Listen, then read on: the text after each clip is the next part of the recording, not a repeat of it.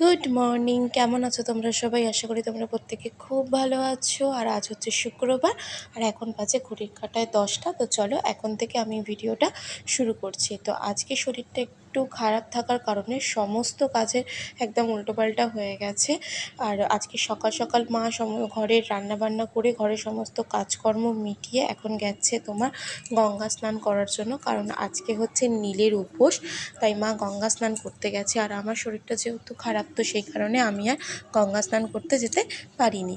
আর এখানে চাম্পু স্কুল থেকে চলে এসেছে। আজকে 10টার মধ্যে স্কুল থেকে আসার কারণ হচ্ছে যে স্কুলটা আজকে তাড়াতাড়ি ছুটি হয়ে গেছে, তো সেই কারণে চলে এসেছে। আর আজকে ওকে টিফিনটা মানে স্কুলের টিফিনে যে টিফিনটা দিয়েছিলাম ও একটুও খায়নি, যেরকম দিয়েছি সেরকম নিয়েই ফেরত চলে এসেছে। তো আসার পর ওকে এখন একটুখানি টিফিন খাইয়ে দিচ্ছি। আর সচরাচর স্কুল থেকে আসার পর টিফিন খেতে চায় না।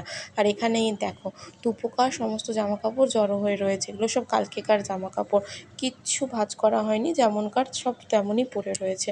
তো চলো এখন এই জামাকাপড়গুলো আস্তে আস্তে বসে সব গুছিয়ে নিই, কারণ ওখানে সব লণ্ডভণ্ড হয়ে রয়েছে। তো যতক্ষণ না মা না আসা পর্যন্ত গঙ্গা স্নান করে, তো আমরা তো মন্দিরে যেতে পারবো না পুজো দেওয়ার জন্য। তো চলো সবার আগে জামাকাপড়গুলো গুছিয়ে নিই। আর এই দেখো এখানে কত জামাকাপড় দেখতে পাচ্ছ, সব জামাকাপড়গুলো ভাঁজ করা হয়েছে। আর এখানে তারপর চাম্পু স্নান করে রেডি হয়ে নিয়েছে আমাদের সঙ্গে মন্দিরে যাবে বলে। দেখতে পাচ্ছ জামা পরে কত ঢং করছে দেখো। তো তারপর আমি এখানে চলে এসেছি আলতা পরার জন্য। আর যেই আমাকে ও আলতা পরার জন্য দেখেছে, অমনি দৌড়াতে দৌড়াতে এসেছে ও আলতা পরবে দেখো।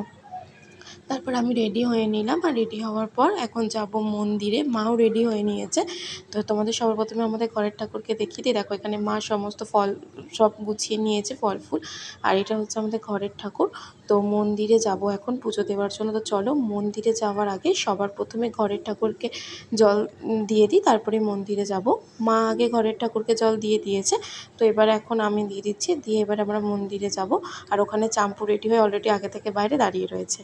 আর বাড়ির সামনেই যেহেতু মন্দির, তো আমরা তাড়াতাড়ি করে চলে এসেছি। দেখো এর মধ্যেই কতটা লাইন পড়ে গেছে। আর এখানে আমি আর চাম্পু দুজনে মিলে, মানে আমি চাম্পু মা সব লাইনে দাঁড়িয়ে আছে, আর চাম্পু দুষ্টুমি কীরকম করছে।